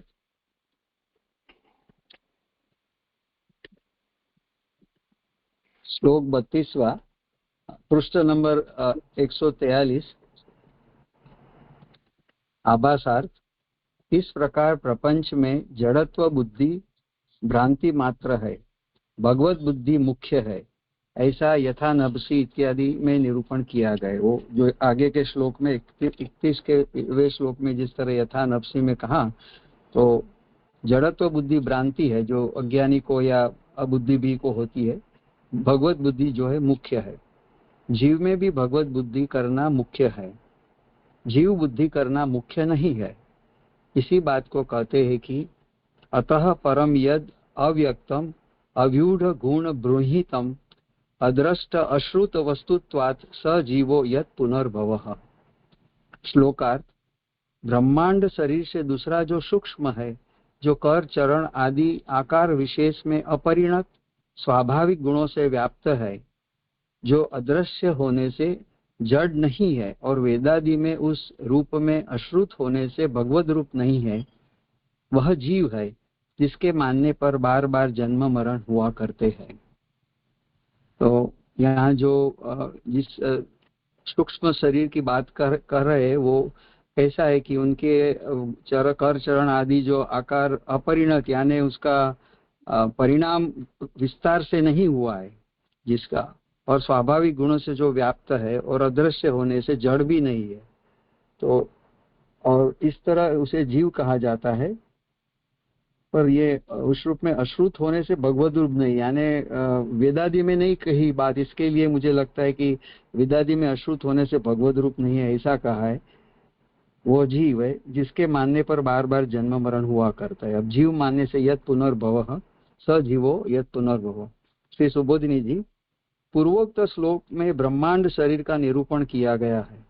अब इस शरीर से सूक्ष्म सर्व इंद्रियों का अविषय तथा अव्यक्त इस अपर पर्याय वाला तत्व है, जो कर चरण आदि आकार विशेष में अपरिणत स्वाभाविक गुणों से व्याप्त है। तो आगे के श्लोक में ब्रह्मांड शरीर और अब यहाँ सूक्ष्म शरीर की जो बात आ रही है वो भी इंद्रियों का जिसमें अविषय है, अव्यक्त है, और उनके जो कर चरण आदि वगैरह है वो भी उतने विस्तार उसका परिणाम नहीं हुआ है और जो स्वाभाविक गुणों से ही व्याप्त है, जो हमें प्रत्यक्ष नहीं होते, ऐसा तत्व है अवश्य, तो वह कौन है?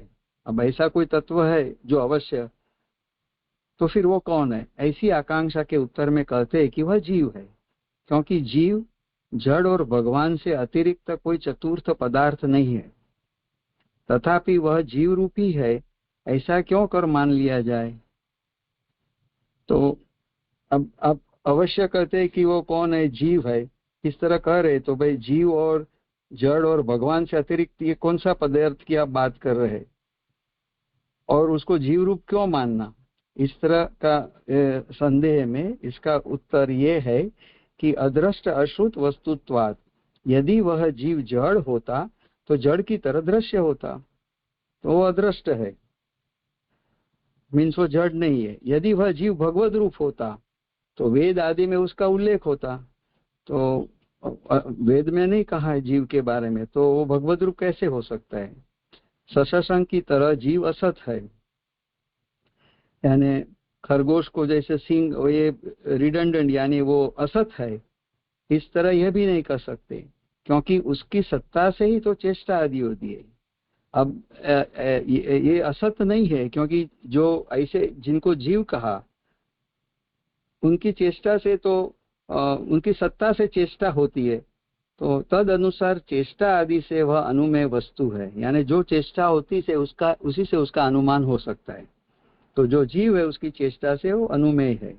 इस तरह जब वह न जड़ ही हो सकता है और न भगवान ही है, तब इससे जो शेष रहा वह जीवी है, वह जीव ही हो सकता है। इस तरह महाप्रभु जी कहते हैं कि भाई न जड़ है वो न भगवान है, क्योंकि उनकी चेष्टा है और वो चेष्टा से अनुमेय है, और वो अदृष्ट है और सूक्ष्म है। तो ये सब एंगल से वो जीव है। कोई श्रीधर स्वामी आदि लिंग देह में जीव व्यवहार होता है, अर्थात जीव को उपाधि रूप लिंग शरीर मानते हैं, किंतु यह उपयुक्त मत नहीं है। तो जैसे श्रीधर स्वामी ये जीव को सूक्ष्म शरीर को लिंग देह से कोरिलेट करते हैं और जीव को उपाधि रूप लिंग शरीर मानते हैं, जिसे भागवत जी ने जीव कहा वो उसे उपाधि रूप लिंग शरीर मानते हैं। पर महाप्रभु जी कहते हैं उपयुक्त मत नहीं है। कि क्यों, किस तरह? तो प्राप्त विवेक से विरुद्ध पड़ता है। प्राप्त क्या और अप्राप्त क्या, ये जो विवेक है उससे यह विरुद्ध हो जाता है श्रीधर स्वामी जी का मत।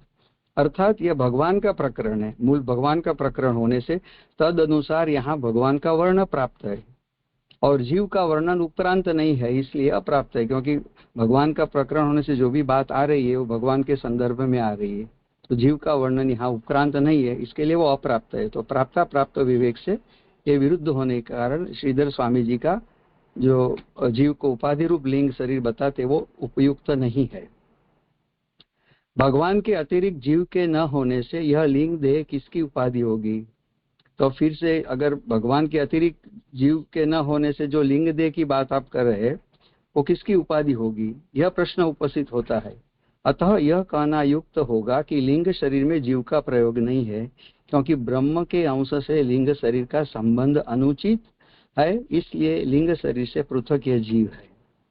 तो ये प्रश्न के संदर्भ में जो लिंग शरीर है उसमें जीव का प्रयोग नहीं किया जाता है, क्योंकि जो जीव है वो ब्रह्म के अंश से प्रकट होता है और लिंग शरीर का ब्रह्म से कोई संबंध नहीं है। वो उसका संबंध ब्रह्म से मानेंगे तो अनुचित है। तो लिंग शरीर और जीव दोनों अलग अलग है। यदि जीव शब्द से लिंग शरीर लिया जाए तो तम उत्क्रामंतम प्राणान उत्क्रामति, इस श्रुति के जीव के अनंतर लिंग शरीर का निकलना कहा गया है। यानी जब मृत्यु में जीव पहले जाता है, इस श्रुति में जीव के अनंतर लिंग शरीर का निकलना कहा गया है। तो लिंग शरीर यानी सूक्ष्म जो देह है वो पीछे से जाता है, पहले जीव प्रयाण होता है। अतः यह स्पष्ट है कि लिंग शरीर अलग है और जीव अलग है। तो ये श्रुति के उपपत्ति से ये बता दिया कि लिंग शरीर और जीव अलग अलग है। लिंग शरीर से अलग जीव मानते हैं तो पुनर्जन्म भी सिद्ध उत्पन्न हो सकता है। तो जब दोनों को हम अलग मानेंगे तो ही हम पुनर्जन्म को स्थापित कर सकते हैं, क्योंकि हमें पता है कि लिंग शरीर को भी वो उसका लिंग शरीर के साथ नई में नया देह प्राप्त होता है। पुराण और लोक में ऐसा सुना गया है कि पहले यह जीव देव था और इस समय मनुष्य बन गया, इसलिए पुनर्जन्म होता है। तो पुराण में इस तरह का कुछ लोक में मानते थे कि जीव पहले देव था और इस समय वो मनुष्य बन गया, इसके पुनर्जन्म होता है। जीव को लिंग देह से अतिरिक्त माने बिना पुनर्जन्म सुसंगत नहीं हो सकता है। कोई बात जो आगे बताई कि वो जीव को यदि लिंग से अतिरिक्त नहीं मानेंगे तो पुनर्जन्म से सुसंगत नहीं होगा, और पुनर्जन्म तो स्वाभाविक है जो दिख रहा है और प्रतीत हो रहा है। अस्तु यह सूक्ष्म जीव भगवान का ही उपाधि विशेष है, अर्थात भगवान से पोषित यह जीव कोई पदार्थ है ऐसा मानना चाहिए। तो जो यहाँ बात हो रही है सूक्ष्म जीव की, अतः परम यह अव्यक्तम, जो ये सूक्ष्म ये श्लोक में जो बात आ रही है सूक्ष्म जीव, वो भगवान की उपाधि विशेष है और भगवान से ही पोषित है, खाली उपाधि विशेष नहीं है सिर्फ, पर भगवान से पोषित भी है। तो यह जीव कोई पदार्थ है ऐसा मानना चाहिए, यानी भगवान से पोषित और भगवान का ही उपाधि विशेष है, इस तरह समझना चाहिए। तो शरीर प्रकरण में ये मुझे लगता है कि हाँ सूक्ष्म जीव की भी बात आ गई। यहाँ मेरा संपन्न हुआ जी, दंडवत प्रणाम। हाँ जय दंडवत प्रणाम। जय जीव के बारे में अभी इसमें समझाया जो प्रथम पैरा में, क्या जीव जड़त तो होता तो जड़त की तरह दृश्य होता, यह जीव भगवत रूप होता तो यह वेद आदि में उसका उल्लेख होता। लेकिन अपन इसको जो है उधर तत्वदीप निबंध में अपन इसको इस तरह से पढ़ के आए। पहले आप ने बताया कि जीव जो है चावल की जो उसकी जो आगे की नोक होती है उसके तीख की, तो उसकी नोक का भी कुछ 100वां हिस्सा रहता है। इतना छोटा जीव की संज्ञा आपने आपसे बताई थी उस समय। इसका मतलब वो जो है जीव जड़ तो है, दिखाई देता है। ये प्रश्न है यहाँ पर उसको कहने के वो नहीं है, ये तो इसमें जो है अगला दूसरा प्रश्न है वो बाद में जो पहले इसका निराकरण होना चाहिए।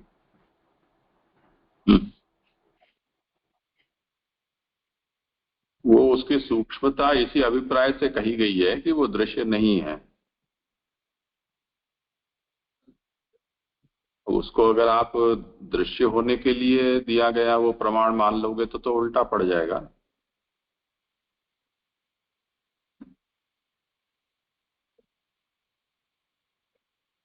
जी अब जैसे अगला प्रश्न मेरा आखिरी पैरा में जो आया है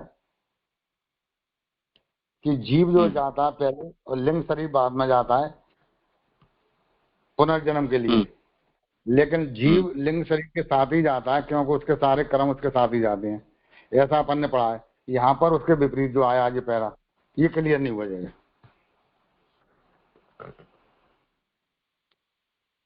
करो समाधान।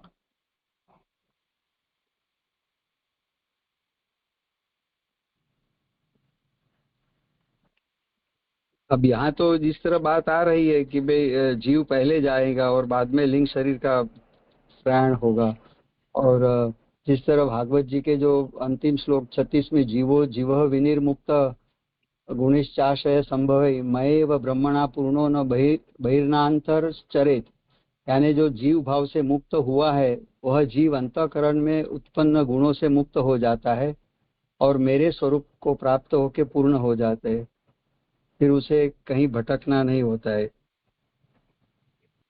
ये तो उस संदर्भ में जब जीव की जब मुक्ति होती है तो आत्मा रूप में जब जाता है, यहाँ पर जीव आत्मा रूप में वो, और जीव आत्मा को ही आपने इसमें इस पैरा में जो समझाया है वो उसको विपरीत है।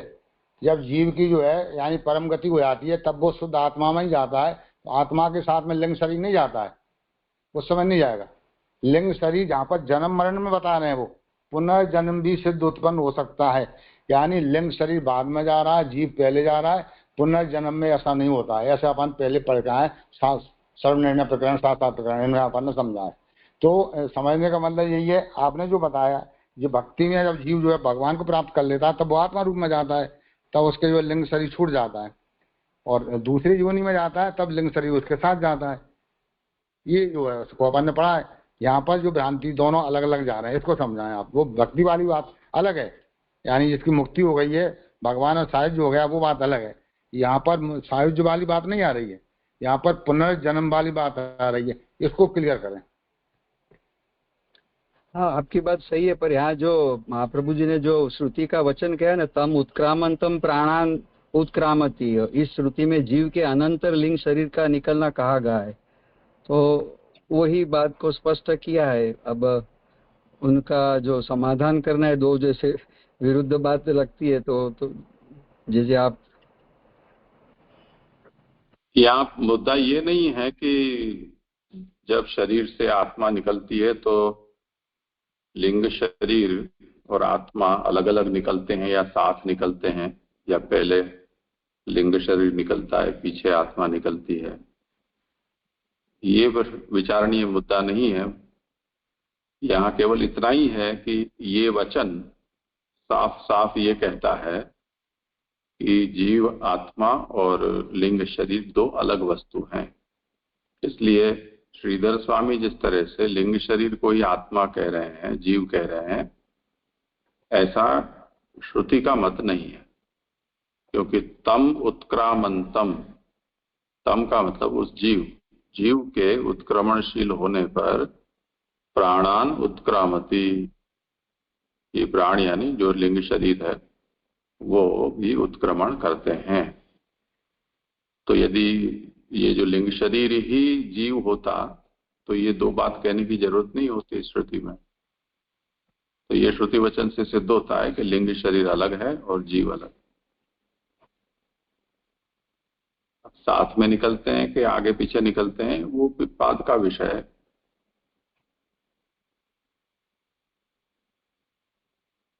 हाँ जी, जो इस तरह से तो क्लियर होता है। यहाँ पे जो लेकर समझना क्या है, मतलब अपने जैसे व्यष्टि जीव या कुछ और समझना है जीव से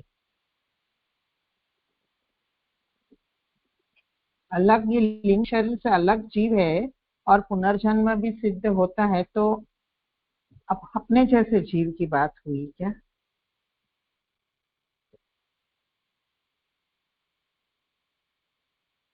करो समाधान, क्या पूछ रहे हैं देखो। पारुल बेन, क्या आपका प्रश्न है? यानी जीव, यहाँ जो जैसे जेजे ने बताया ना, आत्मा और लिंग देह अलग अलग बता रहे हैं। नहीं, मैं पूछ रही हूँ कि जैसे बोला कि जड़ जीव और भगवान के सिवाय कोई चौथा पदार्थ है ही नहीं, तो सब कुछ ब्रह्म भाग के एंगल से तो सही है, लेकिन जीव को यहाँ क्या लेना है, वो मेन पॉइंट है। क्योंकि उत्थानिका में भी जो बोला ना कि जीव में भगवत बुद्धि मुख्य है, जीव बुद्धि मुख्य नहीं है, यही बात को कहते हैं। तो ये उत्थानिका से फाइनल रिजल्ट में क्या आया मैं वो समझी नहीं, और जीव से क्या लेना है वो समझी नहीं।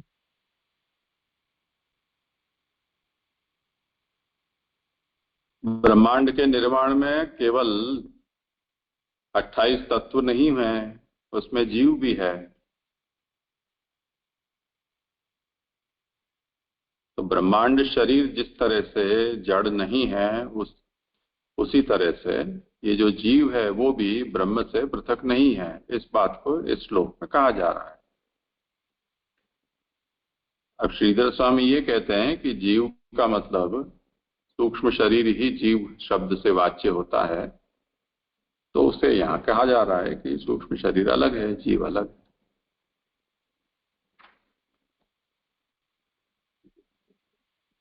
ठीक है, हाँ जी जी।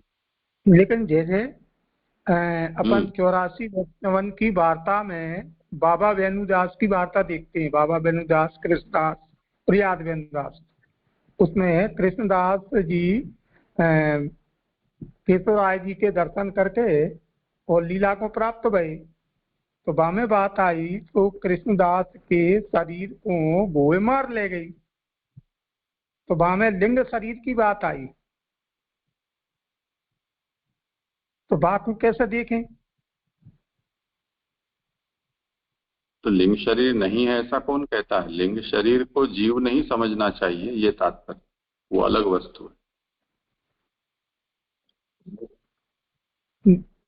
नहीं, हम तो ये समझे थे कि जैसे स्थूल शरीर, फिर सूक्ष्म शरीर माने सूक्ष्म शरीर या अर्थात लिंग देह, तो उसमें लिंग देह को गोहे मार ले गई, ऐसी बात आई, तो तब आत्मा मुक्त भई, ऐसे समझी अपनी बात को।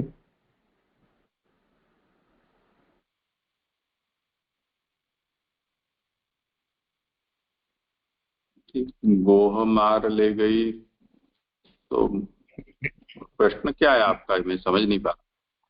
जैसे मैं बोलूंगा, हाँ, जो प्रश्न ये है कि स्थूल शरीर छूटने के बाद लिंग देह प्राप्त होता है, तो लिंग देह में आत्मा अवरुद्ध है, तो जब तक लिंग देह नहीं गिरेगी तब तक आत्मा आजाद नहीं होगी। सही बात। हाँ, तो उसमें ये बात क्रिस्तास की बाबा बहनू वाली ये बात आई। तो इसमें कुछ अनुचित नहीं है, सही बात है। तो इसमें प्रश्न क्या है? आप प्रश्न तो करें। आप प्रश्न ये है कि श्रीधर स्वामी जो कह रहे हैं वो आत्मा को लिंग देह मान रहे हैं। नहीं, लिंग देह को ही आत्मा कह रहे हैं। लिंग देह को ही आत्मा कह रहे हैं। ठीक है जी।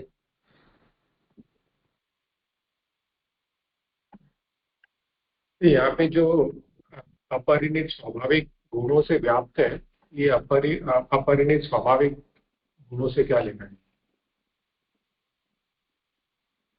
हाँ, तरह से बात। जो अपरिणित का जो मैं अर्थ समझता हूँ कि जिसका परिणाम आगे नहीं हुआ है या ज्यादा जिसका विस्तार नहीं हुआ है, क्योंकि वो सूक्ष्म है।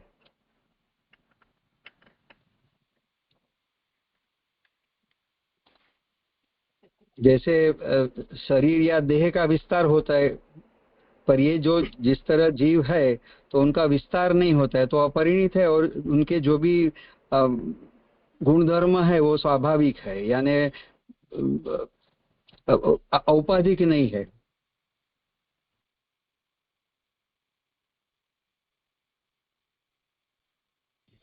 और व्याप्त है, जैसे शरीर चेतना पूरे शरीर में व्याप्त रहती है, वैसे ये व्याप्त है, इस तरह समझना मैं समझता हूँ।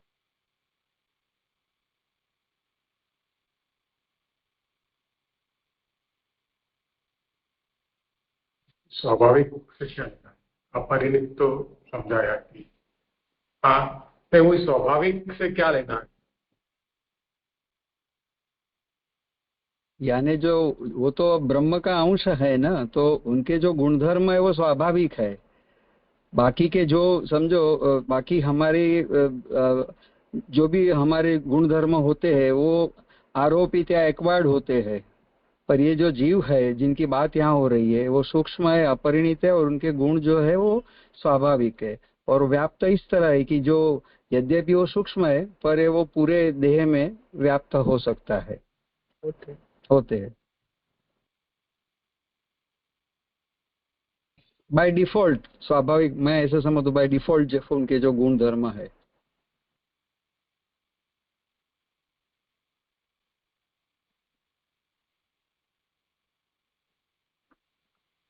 ये क्या लेना स्वाभाविक से? बाई डिफॉल्ट यानी कैसे बोलो?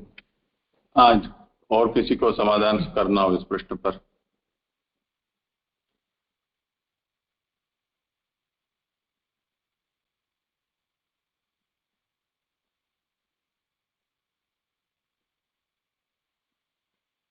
ये मुझे ऐसा लग रहा है कि जो जीव के जो गुण जो बताए, तो शास्त्रार्थ प्रकरण में जो बताया कि वो जो जैसे सूक्ष्म है, चैतन्य गुण वाला है, तो वो जो है वो ऐसे स्वाभाविक गुणों से वो व्याप्त है, और कर चरण आदि आकार में वो अपरिणित है, यानी उसका वर्णन नहीं है, या तो उसको नहीं गिना गया है, ऐसा है।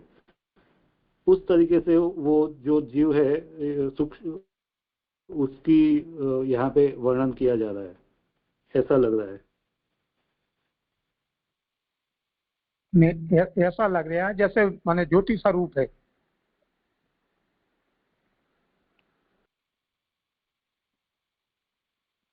यानी कि ये जो मूल सर्व इंद्रिय का हाँ सॉरी अव्यूढ़ गुण ब्रह्मितम, ये जो वचन है मूल में, उसका ये व्याख्यान है।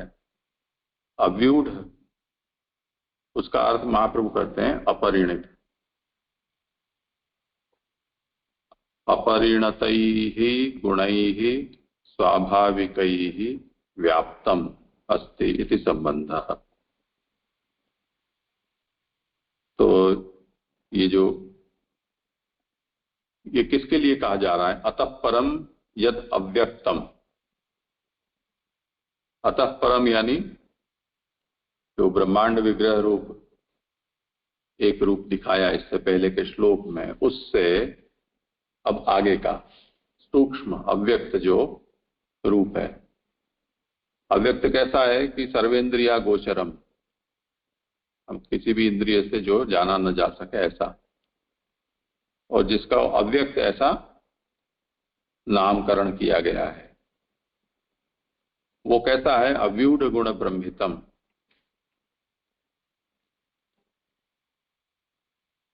अव्यूढ़ गुण का मतलब आचार्य चरण समझाते हैं, कर चरणाद्याकारेण अपरिणतैः गुणैः स्वाभाविकैः व्याप्तम अस्ति इति संबंधः। जिसके हाथ, पांव, नाक, कान आदि नहीं है, ऐसे स्वाभाविक गुणों से जो व्याप्त है, यानी जो चिद्रूप है, चेतना मात्र है, उसे यहां पर जीव कहा जा रहा है।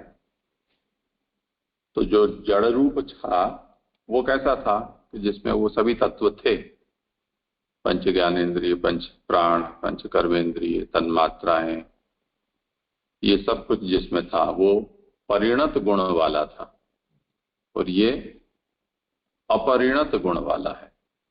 यानी जो गुणों के विकार हैं, गुण यानी कौन से? सत्व रजस तमस, ये प्राकृत गुण हैं। उनके विकार से जो तत्वों का निर्माण हुआ है वो परिणत गुण वाला विराट, और जिसमें वो गुण विकार नहीं है वो अपरिणत। ऐसा जी जी स्पष्ट हो।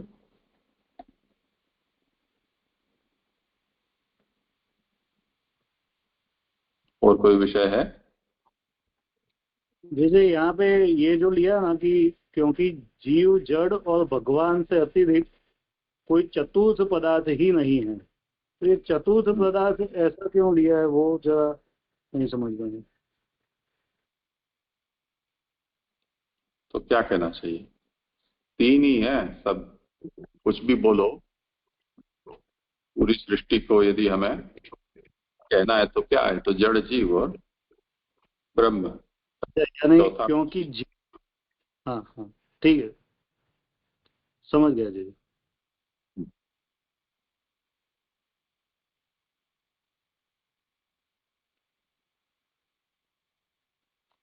ठीक है, यहाँ इनका निरूपण भी हो गया है, समय भी